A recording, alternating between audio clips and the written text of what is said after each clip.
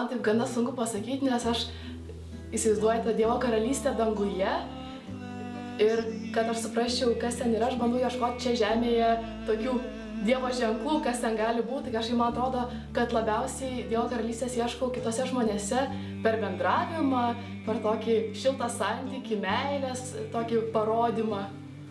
Tai galbūt visų pirma ieškoti jos tiksliau nelaukti jos danguje, o ieškoti jos čia žemėje, galbūt ieškoti kiekviename tarp mūsų, tarsi mes kiekvienas vienas su kitu kuriam tą Dievo karalystę.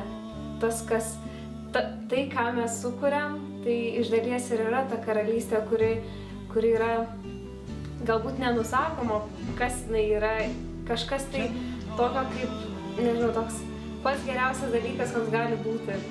Tai va, įsivaizdavus tą patį geriausią dalyką, koks tai gali būti, tai čia yra Dievo karalystė, nes Dievo karalystėje nėra kažkokių tai apribojimų, nėra kažko tai, kas, kaip pasakau, kad ribotų ir panašiai. Tai yra geriausia, kas gali būti. Labai įdomu, kad Dievo karalystė nėra vieta ir tarytum nėra ir laikas. Kalbėjom, kad tai nėra kažkur dangu ir ne kažkur tai po mirties, bet jinai reiškiasi ir laike, ir vietoje konkrečioje. Būtent ten, kur mes pamilstame ir tuo metu, kai mes pamilstame, mes labiausiai ir užčiuopiame dangaus karalystę. Dar viena tokia labai, man atrodo, svarbi detalė, kad dangaus karalystė nėra tokia būsena, kai tu ją pasiekiai ir jau tu žinai, kad tu esi dangaus karalystėje. Mes negalim jos iš principo sulaikyti ir kažkaip įrėminti ir ją pasiekę užgniaužti ir laikyti visą laiką savo delnuose.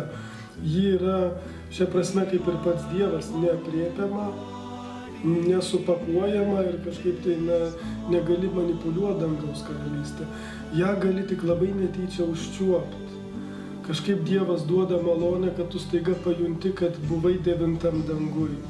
Dažniausiai tada, kai tu pamilsti kitą žmogų, tada tu esi 9 dangui.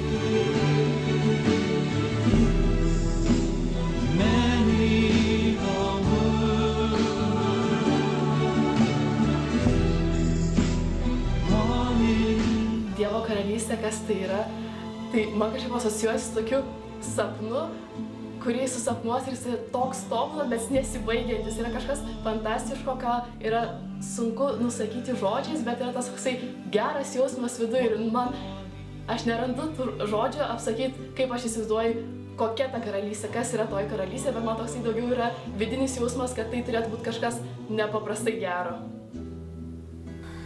Taip jau iš miegų pakeltas, kas yra dangaus karalystė, nežinau, ar kiekvienas galėtų atsakyti.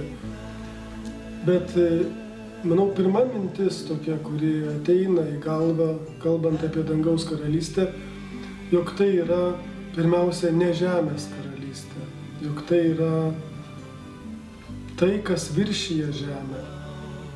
Ir galbūt nuo to galima atsispirti ir pradėti galvoti, o kasgi viršyje mūsų kūniškumą, viršyje meilę. Taigi dangaus karalystė pirmiausia yra meilės karalystė. Ir dėl to jos ieškoti reikia ne kažkur debesyse, ne kažkur pomirtiniam gyvenime, nors tarkim, štai net Tėve mūsų maldoje mes meldžiamės, te ateinie tavo karalystė. Bet mes prašome ne kad ateitų meilė mums po mirties, bet kad ji jau dabar šiandien ateitų mano širdį ir būtų mano gyvenimo pagrindinis centras.